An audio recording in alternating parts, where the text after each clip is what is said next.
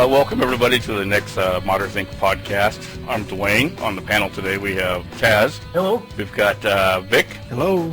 And we've got Bill. Everybody knows Bill from MNPC Tech. How you doing? We're all doing great, man. We're all doing great, having a good time. What we'll do off now is we'll get Bill into this conversation. He's been kind of hiding back. Yeah, I'm just enjoying the show and listening. Well, hey, thanks. We've been watching your build on the Cooler Master for Computex.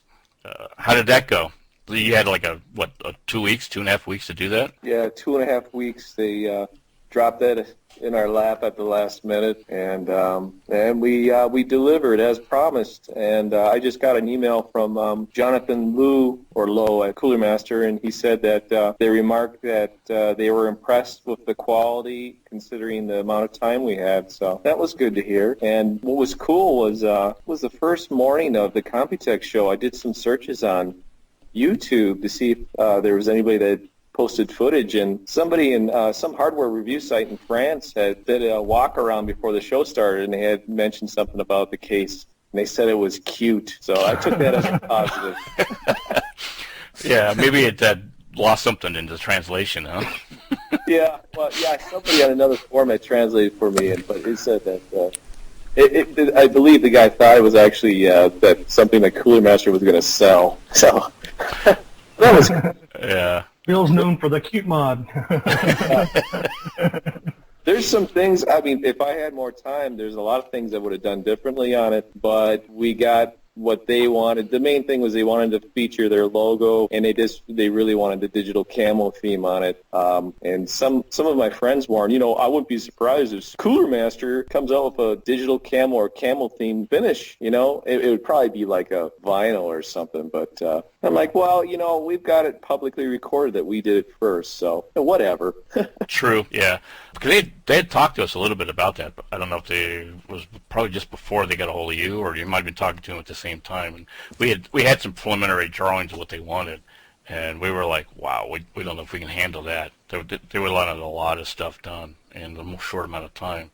But I'm glad they got a hold of you, because you definitely have enough resources to get the job done, and you got it done quickly, and it looks really good. Yeah, thank you. We seem to work better when we're under pressure. Yeah, but there's probably a lot. That was probably quite a bit of pressure, though. I mean, where the pressure lies is when they send the wrong CPU, it doesn't work with the motherboard, or they neglect to tell us what to claim for value when we ship it to Taipei. Things get held up in customs and stuff like that. Or Bill, I'm leaving for my vacation. You need to deal with so-and-so if you need anything. And then when you contact so-and-so, they're like, huh, what's this about? And it's just stuff like that.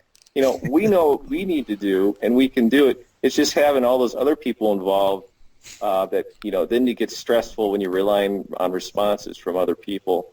I'm sure you guys have been there as well. Oh, yeah. We ran into that quite a bit last year on the Computex show. Not fun. But you got to understand they're probably dealing with, who knows how many people on their side. Oh, yeah. You want to hear something funny, guys? Speaking of last year's Computex, and I don't know if you knew this or not, but we're talking with AMD. We've got a project going on for AMD right now, and Ian McNaughton, I believe that's his name at AMD, he had asked, hey, Bill, whatever happened to that case that you made for us last year, the one that kind of looks like a Transformers deal? What happened to that? Where is that? I'm like, I don't know. I mean, you work at AMD. Shouldn't you know? He's like, no, we have no idea where it is. No, I'm like, you're kidding me. No. I don't get it. I mean, the last I'd seen it was at the Taipei show. And I don't know if it ever made it back here or what, but yeah, they're kind of looking for that because they wanted to use it for something. And part of me is like, well, you know what? You guys got to keep better track of that, and kind of like the Raiders of the Lost Ark, where they just archive everything in the big old warehouse somewhere. Yeah, no kidding. Yeah.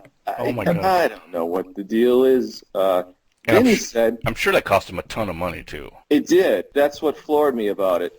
He just said, well, how much would it cost to make an Optimus Prime computer? And I'm like, well, what exactly do you want? I don't know. What could you do? And I'm like, well, we got to have some kind of basis here to start with. What case, or is it going to be scratch build? Or, in other words, how much money are you looking to spend? Because the sky's the limit with me. I can just go crazy, but you got to put a ceiling on it. And, Right. And so, but that, I don't think that anything's going to ever materialize from it. But they're sponsoring the Wolfenstein PC that we're building right now. They've given us a chip and 4890 card for it and stuff. I mean, they've been really good. And they wanted to do some type of interview with us for Tom's Hardware and feature the case. It's actually not done yet. We're kind of going beyond the predicted deadline that we have for it because we've just been busy with other things. Yeah. Yeah, sweet. Wow. Have you ever seen the Optimus Prime that was, 2 years ago? Yeah, wasn't that Darth? Yeah, I saw that. It was that full standing one. Yeah, we saw it. Right. We actually saw it at QuakeCon. I took pictures and stuff of that. Yeah, that's where I saw it on your guys' website. Yeah, it was awesome. Yeah, actually, it was pretty cool. I mean, I'm really sorry for whoever did it. The name goes away from me right now, but the guy was really nice about it and talking with him. And the damn thing was like 7 foot tall. I mean, Yeah, well, how do you bring that anywhere? I mean, two pieces. Talk about pain. He can break it down to two pieces, and he also has a handle off the back, and you can roll it in. It has wheels on the bottom. Cool. Yeah, it was a lot of work. I think it was all made out of aluminum. Wasn't that right, Yeah. Tony? Yeah. Yeah.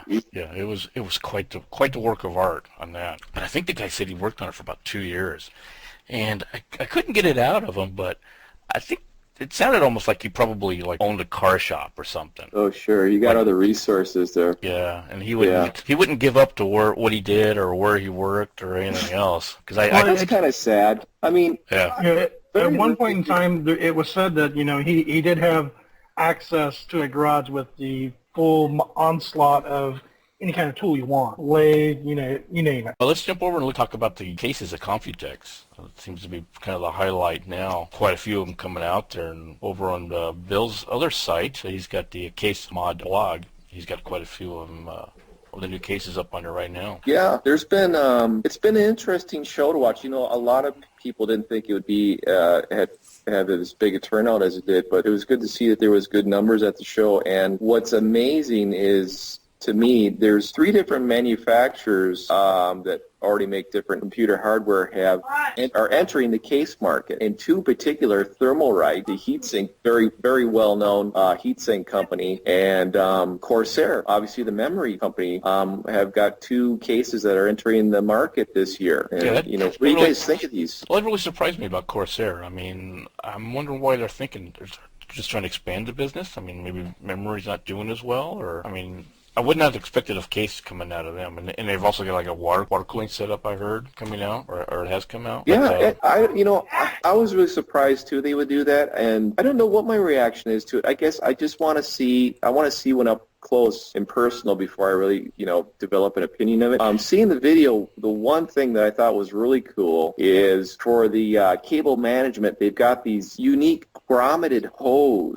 There's these big, huge rubber grommets that the cables go through, and also how they set up the front drive bay with the cooling fans. I like it how everything in the chassis is all like a matte black finish too, which you see a lot of manufacturers now are coming out these powder coat chassis like NZXT, Cooler Master. But that's refreshing to me instead of the bare steel and aluminum we've seen for so long. Right. Well, I mean, like this Corsair, and it's good to have a fresh new look at it, because you get the people that always do the cases, and they always seem to kind of repetitively do stuff, and it's good to bring somebody fresh and new into this. Maybe they can, revitalize it, or do something different. I don't know if the Corsair is going to do that, though. It seems that looking at it, and from what I understand, it's going to retail what we're talking about is the Obsidian case. It's going to retail for $299, and looking at it, it doesn't really bring anything really unique to the table to justify the price to me.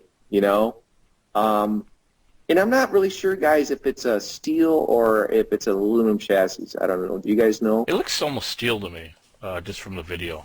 But, me too. Yeah, the way the folds are on it and stuff. Yeah. I like the fact that it looks like it's got a 360 radiator in the top. I'm not sure. It looks like there's 3 120 fans in the top. I don't know if they're attached to the bottom of a radiator up there or not. I can't tell, but actually, looking at the finish on the chassis, it's so flat black, it almost looks like it was spray painted, Yeah, it does, yeah.